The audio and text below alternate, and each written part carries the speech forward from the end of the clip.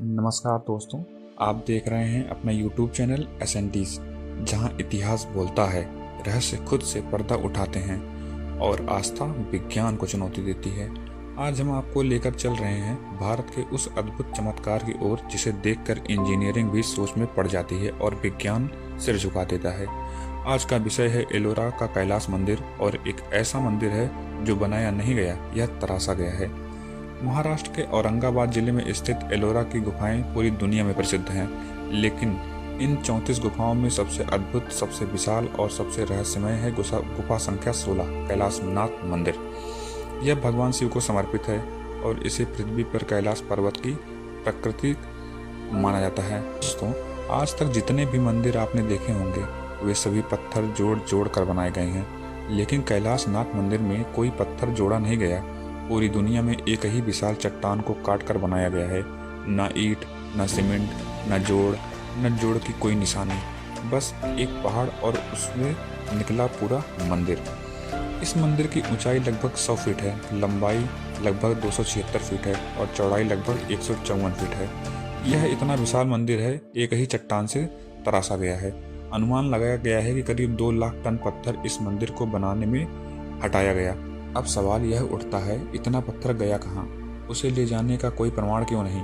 उस समय कौन सी तकनीक थी?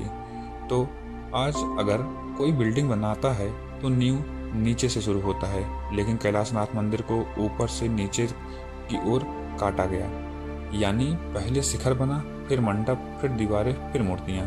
जरा सोचिए, अगर जरा सी भी गलती होती तो पूरा मंदिर नष्ट हो जाता, लेकिन एक भी बड़ी गलती नहीं मिली। आधुनिक विज्ञान कहता है इतने सटीक प्लानिंग, इतनी परफेक्ट जियोमेट्री, इतनी गहराई तक कटिंग, और वो भी इतना बिना मशीन के, लगभग असंभव है। आज की लेजर मशीनें भी इतनी बारीकी से इतना बड़ा प्रोजेक्ट एक ही चट्टान से में नहीं कर पाती हैं। इतिहास बताता है यह मंदिर राष्ट्रकूट वंश के राजा कृष्ण प्रथम ने 8वीं शताब्दी में बनवाया था। लेकिन सवाल यह है, क्या राजा खुद इंजीनियर था? क्या उस समय कोई गुप्त तकनीक थी, या यह दिव्य विज्ञान का परिणाम था? कैलाशनाथ मंदिर एक सिर्फ संरचना नहीं है, यह एक शिव तत्व का प्रतीक है। मंदिर का गर्भ भी बिल्कुल वैसा ही है जैसे कैलाश पर्वत का वर्णन शास्त्रों में मिलता है। नीचे यमलोक, बीच में पृथ्वी, ऊपर शिवलोक। पूरी संरचना कॉस्मिक डिजाइन पर आधारित है। मंदिर के नीचे विशाल पत्थर के हाथी बने हैं जो पूरे मंदिर को उठाए हुए दिखते हैं, लेकिन आश्चर्य की बात यह है कि वे हाथी सिर्फ सजावट नहीं है, वे लोड बेयरिंग स्ट्रक्चर का हिस्सा हैं। आज के सिविल इंजीनियर भी उसे देखकर हैरान रह जाते हैं। मंदिर की दीवारों पर रामायण, महाभारत, शिव पुराण की कथाएं उल्लेखी गई हैं।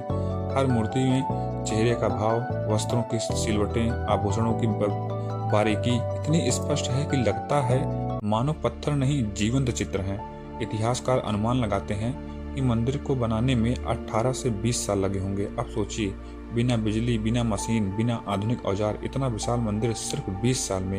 यह बात विज्ञान के लिए भी आज तक एक पहेली है। इतने बड़े प्रोजेक्ट के लिए आज ब्लूप्रिंट, ड्राइंग, नक्शे होते हैं, लेकिन कैलाशनाथ मंदिर का एक भी नक्शा नहीं मिला, न शिलालेख, न तकनीक विवरण। तो फिर सब कुछ कैसे संभव हुआ? कई विद्वान मानते हैं यह निर्माण ध्यान योग और दिव्य विज्ञान से संभव हुआ। शिल्पकारों को आकार पहले से ज्ञात था, जैसे कोई मूर्ति पहले पत्थर के अंदर ही मौजूद हो और बस उसे बाहर निकाला गया हो। दुनिया भर में वैज्ञानिक और इंजीनियर एलोरा आते हैं और अधिकारी अधिकतर यह कहते हैं अगर यह मंदिर आज बनाना हो तो यह भी आसान नहीं होगा। कुछ तो इसे एंशिएंट एडवांस इंजीनियरिंग का उदाहरण देते हैं। जहां विज्ञान सवाल पूछता है वहीं आस्था उत्तर देता है। शायद इस मंदिर को बनाने में मानव शक्ति से अधिक कुछ और भी शामिल था। शायद यही कारण है कि यह भी आज भी यहाँ एक अलग ऊर्जा महसूस होती है। कैलाशनाथ मंदिर सिर्फ एक धरोहर नहीं है, यह भारत की चेतना का प्रमाण है। यह बताता है हमारे पूर्वज केवल भक्त नहीं थे, वे महान वैज्ञानिक भी थे और दिव्य ज्ञान के धारक भी थे। अगर आपको लगता है कि भारत का इतिहास अभी भी बहुत कुछ कहता है, अगर आपको लगता है कि हमारे मंदिर सिर्फ पूजा स्थल नहीं बल्कि रहस्यों के द्वार हैं, तो इस वीडियो को लाइक करें, चैनल को सब्सक्राइब करें और कमेंट में लिखिए जय महादेव। धन्यवाद एसेंटीज के साथ जुड़े रहने के लिए। हर हर महादेव।